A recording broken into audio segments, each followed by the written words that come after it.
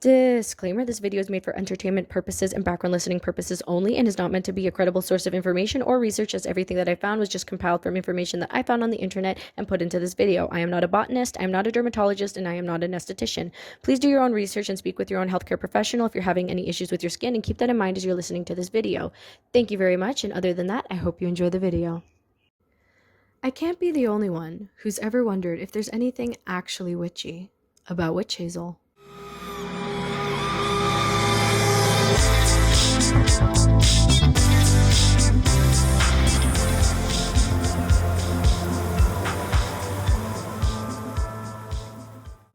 Hi, I'm Lady, and today we're going to be diving into a few different but also the same members of the Hamamildanis family, generally known as witch hazel. Witch hazel can be broken into 5 types. The first, and most well known to North Americans at least, is the Hamamillus virginiana, or American witch hazel. The word Hamamillus is thought to come from Greek origins and means service tree or together with fruit. This is believed to be due to the fact that this plant flowers at the same time it bears fruit. Virginiana means of Virginia in New Latin. As a plant native to Eastern and North America, American witch hazel, like many other witch hazels that will be listed in the video later on, is described as a small tree or a large shrub that grows in clusters of branches that grow up in a zigzag manner. The leaves have been described as looking very similar to those of the leaves of a hazelnut tree.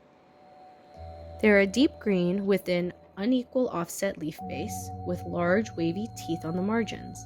They are ovate and grow between 2.5 to 6 inches long and turn yellow or a yellowish orange in the fall. The flowers are very unique as the petals are long and thin, giving the plant a very stringy feel, which may lend to its creepy vibe visually. The flowers are yellow in color for this specific type of witch hazel, but can range from red and orange to purple blooms on other types of witch hazel. To add to the spooky name of this plant, its odd blooming pattern may be giving an image of something supernatural going on, as it blooms out of season.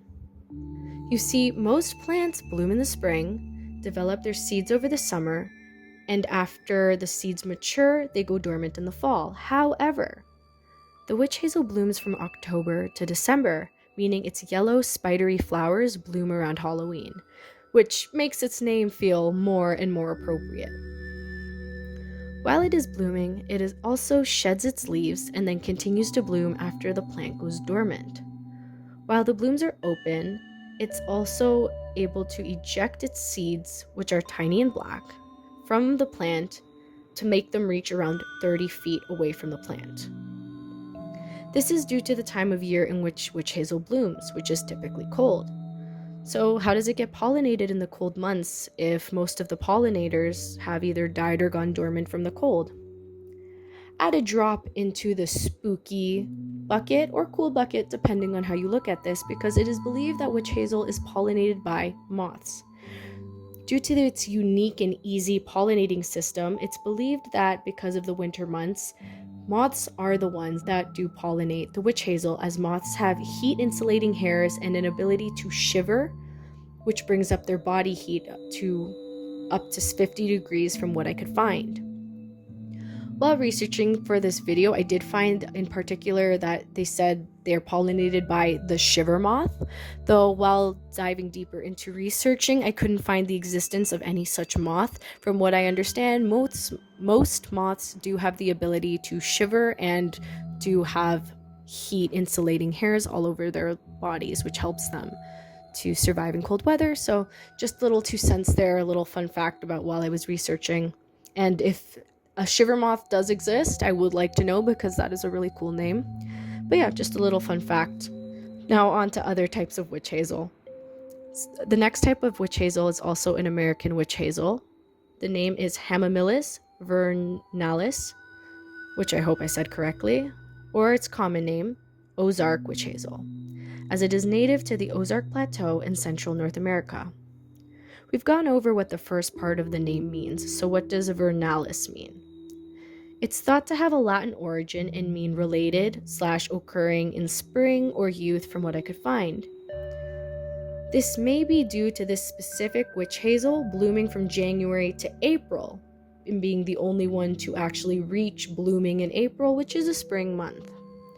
The smallest of the witch hazels, it is the most shrub-like, growing anywhere from between 30 to 40 inches tall to 10 feet tall and 15 feet wide. Its flowers can bloom yellow or red, and in some subvarieties, a beautiful red pinkish purple. The next witch hazel is Hamamelis mollis, known as Chinese witch hazel, as it originates from central and eastern China. Mollis means soft in Latin and is thought to refer to the soft hairs on the leaves of this particular witch hazel. This witch hazel blooms from January to March and can grow up to 15 feet tall and wide. Its flowers are yellow with a red-brown clerics. This is the most fragrant of all the natural witch hazels, and the scent of witch hazel is described as like a woody, citrusy smell. I found it described very similarly to a piercing scent of lemon zest. It's not very sweet, not floral, but is referred to as a dominant scent that is very clean. The leaves of this witch hazel also turn a beautiful yellow in the fall. Another witch hazel native to Asia is the Hamamelis japonica, Latin for of Japan, as it is from Japan in origin. This witch hazel blooms from January to March as well and can grow up to 15 feet tall and wide also. The flowers of this plant are yellow and red, and if you haven't been able to guess by now, its common name is Japanese witch hazel. And lastly, the last witch hazel we have on the list is Hamamelis X intermedia, or hybrid witch hazel, which this one sounded so cool to me. This witch hazel is artificially made of Japanese and Chinese witch hazel. It's described as looking like a fusion of both witch hazel and was bred to have the best features of both plant parent genuses. This witch hazel blooms in mid to late winter and grows to be about 8 to 10 feet tall and 10 to 12 feet wide, and has the largest flowers with the most vibrant colors and the strongest fragrance, along with bright fall foliage. Intermedia also means middle in Latin.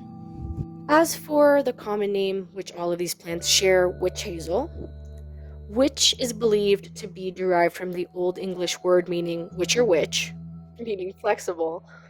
This may be due to the plant's branch formation as it bends and comes out in forks, or perhaps due to the wood's actual tangible flexibility. While witch hazel is thought to come from, while the hazel part is thought to come from the leaves' very similar appearance to hazelnut tree leaves, as stated earlier, though these plants are not related. However, some believe that the word witch in witch hazel is due to the plant's water witching abilities. Water witching, or dowsing, is a legend that says that you can find hidden groundwater using a Y-shaped stick. Witch hazel being the preferred wood used for this, as it is said that while dowsing with witch hazel, if you go over groundwater, the stick of witch hazel will bend down toward the ground where the water is. Dowsing is also believed to help find gold, silver, and salt, although it's not as widely believed or known as finding water. Some people still practice and swear by water witching or dowsing today, as they've said they found many types of wells and groundwater while dowsing. All evidence for this, however, is anecdotal, so do with that information as you like. Fun fact, though, about me, while I was researching this, when I came across the word dowsing, my brain just automatically went to Coraline when she starts dowsing and she does find the well while dowsing with the rod. Although she doesn't use witch hazel, she does use poison oak. But just a fun little thing if you guys want like a media idea, so you know, in case you've never come across the word dowsing. That's just where my brain went. Now to the most popular and probably best well-known part that witch hazel is known for, skincare. Now, if you have a skincare routine, you've probably come across witch hazel before and more than likely owned witch hazel toner at some point. Whether to use it, however, is greatly debated due to witch hazel usually being distilled in alcohol, which can be very drying and irritating to sensitive skin. But alcohol aside, what are the said beliefs of witch hazel? Witch hazel is a natural astringent, and those who are unfamiliar with the word astringent, here it is as defined by Google, is a chemical that shrinks or constricts body tissues. When I first got into skincare, I remember hearing that it can help with reducing the appearance of pores, but then I learned you can't actually shrink them. It can just make them look smaller by cleaning them, because shrinking your pores is impossible. And I personally remember trying, when my acne was at its worst, trying witch hazel for like a week and then stopping the usage of it. Not for any reason other than it was the only product I used that didn't burn my skin, which I wanted at the time because I thought burning your skin means skincare's working. And now, a few years later, I'm like, oh my god, no. If your skincare burns, get a new skincare routine. Skincare routines shouldn't burn. My skincare routine right now does not burn at all. So me dropping that was kind of dumb for that reason anyway. Alright, so that's enough about my dummy self. Let's get back to actual information about witch hazel and astringents. So astringents are believed to help with acne as they tighten pores, which may prevent acne-causing bacteria from infecting the skin. It also is said to help with inflammation, which, if you are an acne sufferer, you are aware also can help with acne. So what is it about witch hazel that does this? Like, what in it does this? Witch hazel has tannins and gallic acid. Tannins being the natural astringent and gallic acids having many benefits, from reducing pigmentation to having antimicrobial, I'm butchering the word, here it is. But the most popular thing that I kept finding while researching the benefits of gallic acid for the skin was the fact that this acid has antioxidants in it. Some studies have actually found that witch hazel could be useful to prevent skin cancer as well as help against skin damage. And another study I found said that tannins can act as a barrier, preventing inflammation-causing substances from entering the skin cells, all while the antioxidants help the skin to repair itself. But all skin is different, so little disclaimer, what might work for someone else might not work for you. So whenever introducing a new skincare product into your line, always do a small patch test for about a week to make sure that you're not going to have any reactions to it and that it's not damaging your skin. Sorry, just a little skincare disclaimer from somebody who cares about skincare. All right, back to it. It's also believed to help ward off infections and help with irritated skin, such as eczema or enthema, which is a reddening of the skin due to irritation or injury, as well as hemorrhoids. With hemorrhoids, it's believed to help because hemorrhoids are swelling and inflammation of the veins in the, rectum and anus area.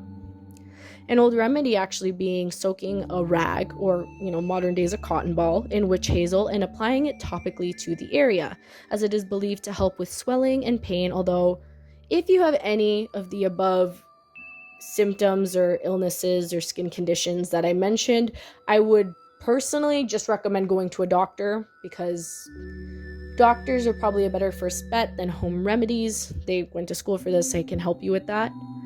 So just my little disclaimer, go to a doctor if you have any of these. But I did find that another home remedy that witch hazel is thought to cure with is sore throats. Though while researching it, I couldn't find any real evidence of that. All the evidence I found, people would be like, it helps with sore throats, and then I would look into it further and it was very anecdotal. So just to be safe, before I put this in there as an actual thing that can help, even if it is just anecdotal, I did look up what can happen if you ingest witch hazel, and from what I can find, it's safe in very, very small doses, very small, so I wouldn't recommend ingesting it in general. But I found that in bigger doses, it can cause stomach upset, vomiting, and in certain cases, liver damage. So I would just advise avoiding ingesting witch hazel in general, as you don't want to risk doing any of that stuff. But, I just figured that if you have a sore throat, just drink tea with ginger. It's always worked for me, if that's something with it. Now, with a name like witch hazel, I was very excited to find some supernatural aspects of this plant, like why is it called witch hazel? And I actually had a pretty hard time finding any magical myths outside of water dowsing. But with a little bit more digging, I did end up finding that witch hazel is believed to help with banishing unwanted emotions. And if you want a relationship to end, I actually found that it's a belief or a myth that if you carry witch hazel bark with you every day whenever you are with your partner, that it will slowly end the relationship and make it cool off so that it comes to an end naturally. For me personally, though, if you really want a relationship to end, just like walk away. Like, that's just me, though. But if you want to cool it down naturally, that is, or like magically, that is the belief. It's also thought that drinking a witch hazel tea can enhance your psychic abilities, though again, as we just discussed in the medical aspect of this plant, I would not recommend ingesting this plant. If you want to enhance your psychic ability and you believe in stones and stuff, I would just recommend finding a psychic enhancing stone and then just wear it over your clothes. It'll do the same thing. And I've also found that it symbolizes protection and inspiration, as well as magic and mysticism. Due to its blooming in cold seasons, it's also related to durability and hope, with its yellow flowers bursting out against all the white snow and the dead brown plants around it. Burning witch hazel is said to help cleanse a space from negative energy, and its smoke is said to be thick and white and push away negative energy. So if you're familiar with sage, then it works in a very similar manner. In fact, another name for witch hazel is smokewood, which I found very interesting. It's believed to help balance your emotions when carried with you and to help you overcome emotions and aid with healing a broken heart. It's said to help get rid of negative energies and unwanted energies near you. So very clearly a very good spiritual cleanser or shield as it protects and cleans. Witch hazel is a very, very cool and very interesting plant, and I invite you to look into it as there's so much info, and although I did my best in trying to make sure it all fit and getting all the important and interesting information to fit, there is still so much about this plant that I didn't want to spend 6 months researching and put out an hour-long video that gets boring after 30 minutes. So as much as I condensed a lot of the interesting information, if you're interested in learning more about the plant, I would invite you to look it up for yourself, find something interesting about it. You know, it's a cool plant. There's so many different varieties of it and subspecies of it and colors, and they look really cool. I would invite you to look it up if you are interested in it, because before I did the research for this video, all I really knew is Thayer's Natural uses them to make their toners, and the witch from the Looney Tunes is named Witch Hazel. So if you enjoyed this video though, please give it a like. Leave me a comment down below to let me know that you did like this video. If you have any cool, spooky, magic, or fairy-esque plants that you would like me to do a video on, please leave me a suggestion of a plant you would like me to cover down below if you think it's cool or spooky or magical. And if you didn't like this video, don't worry. Next week's video will be something completely different, as I make videos about whatever I like. So until then, I will see you guys next week. I hope you guys have a wonderful day, and I hope you enjoyed the video. All right, other than that, bye guys.